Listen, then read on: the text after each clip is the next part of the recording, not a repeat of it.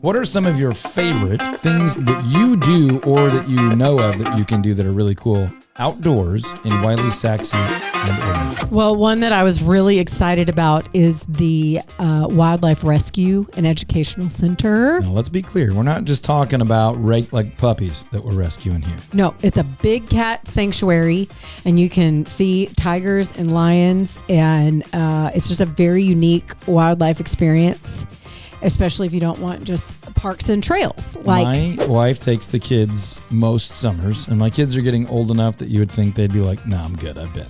They go every time, and they think it's so cool. So what all is there for people that don't know? I mean, obviously it can be looked up, but like what all? Literally lions and tigers, full grown. They're rescues, so some of them have been injured or just neglected and abandoned or needed to be removed from some, I'm just going to be careful and filter, somebody's home. And so they have fairly large enclosures. It's not like a full zoo because I think it's all big cats. I say that because I'm not 100% sure, but that's how it's advertised, and that's the only thing my kids have ever told me about. I do think there have been some leopards and some other big cats and things there as well, but they have enough space that they get to do some pretty cool stuff, and you get to see them do some really, really cool stuff. I think it's more exciting than sad. Sometimes you see big animals in captivity and you're like, oh, that's terrible. I think they're very, very well cared for. They have an amazing environment, and it's really fun to see and sort of experience. You get to kind of be, I'm not going to say in it, you're not getting in the cages with them, but the way it's constructed, you get to witness some really cool stuff.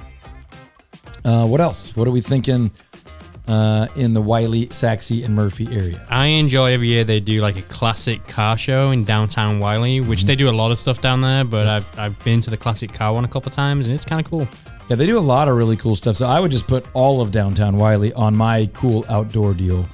There's Landon Winery has a great spot down there. There's an Italian spot. There's a distillery a block or two off the main drag on Ballard Street there. There's a new brewery.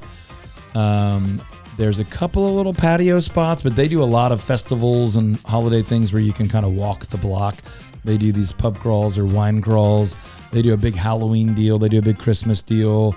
They do some open market deals a couple of times a year in the fall and the spring. It's really cool. So just downtown Wylie for food, for shopping, entertainment, events is really, really cool. Sachse does an excellent job with their parks and recreation department. So they do like a red, white, and blue big 4th of July fireworks, festival, concert, vendor expose deal.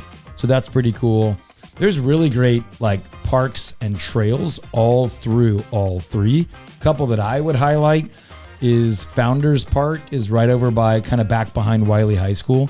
They've got all the sports field, and then they have some of the ones that city parks don't normally have, like volleyball courts.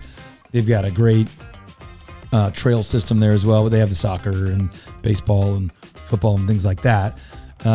Tons of parking there, so you see a lot of like the fitness boot camps and things meet over there. A lot of the scouts and clubs and organizations meet there, so that's really cool. I've got several others. You guys have any others that you're... Well, that's got a little fun fact. Do you know how many parks there are in Wylie?